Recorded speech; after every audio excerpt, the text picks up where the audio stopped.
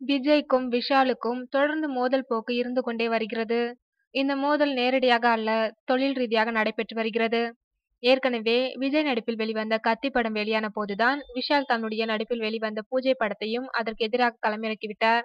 அதேபோன்று விஜய் நடிப்பில் தற்போது உருவாகியிருக்கும் புலி படத்திற்கு எதிராக தனது பாயும் புலி படத்தையும் விஷால் களமிறக்க முடிவு செய்துள்ளார். முன்பெல்லாம் பட ரிலீஸ்க்கு மட்டுமே விஜயுடன் நேரடியாக மோதிய விஷால் தற்போது ஆடியோ வெளியீட்டிற்கும் நேரடியாக மோத தயாராகிவிட்டாராம். விஜயின் புலி படத்தின் ஆடியோவை ஆகஸ்ட் 2ஆம் தேதி வெளியிடப் போவதாக முன்பே அறிவித்திருந்தனர். தற்போது விஷால் நடிப்பில் உருவாகியுள்ள பாயும் புலி ஆடியோவையும் புலி படத்தின் ஆடியோ வெளியாகும் அதே ஆகஸ்ட் 2ஆம் தேதி வெளியிட விஷால் படக்குழுவினர் முடிவு செய்துள்ளனர். ஆகவே மீண்டும் புலிக்கும் பாயும் புலிக்கும் போட்டி நிலவியுள்ளது. இதில் எந்த புலி ஜெயிக்கும் என்பதை பொறுத்திருந்துதான் பார்க்க வேண்டும்.